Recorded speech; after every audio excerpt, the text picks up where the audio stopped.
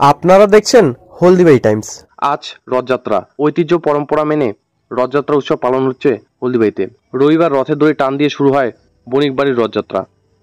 ব্যাপক উৎসাহ উদ্দীপনার মধ্য দিয়ে রথযাত্রা অনুষ্ঠিত হলো হলদিবাড়ির বণিক বাড়ির রথ। তাদের পরিবার সূত্রে জানা যায়, প্রায় 55 বছর আগে তাদের বংশের স্বর্গীয় হরিদাস বণিক বাংলাদেশে এই রথযাত্রা শুভ সূচনা করেন। বংশ পরম্পরায় বর্তমানে হলদিবাড়ি শহরের দেশবন্ধু পাড়ার নিবাসী জ্যোতিষচন্দ্র বণিক, পার্শ্বনাথ বণিক, ধর্মচন্দ্র বণিক, দিলীপ কুমার বণিক, পৈতোষ বণিকের তত্ত্বাবধানে এই রথযাত্রা হচ্ছে। রবিবার রথযাত্রাটি শুরু হয় হলদিবাড়ি শহরের দেশবন্ধু পাড়ার বণিক বাড়ির থেকে। এরপর হলদিবাড়ি শহরের বিভিন্ন পথ পরিক্রমা করে হলদিবাড়ি শহরের পূর্ব প্রান্তে এসে এই রথযাত্রাটি শেষ হয়।